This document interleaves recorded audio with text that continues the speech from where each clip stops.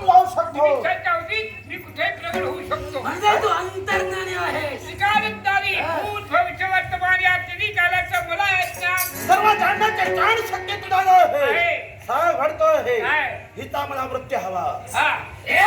सगळं करायचं आहे. तिला मारायचंय. होय. ही मरणार त्यावेळी तुला बरं वाटतं. अरे अरे अरे फार वाईट आहे. काय काय वाईट काय? दुसऱ्याला मला आपलं ए, तुला एकच वाटतंय, काय हा मेला पाहिजे. बरोबर आहे बरोबर.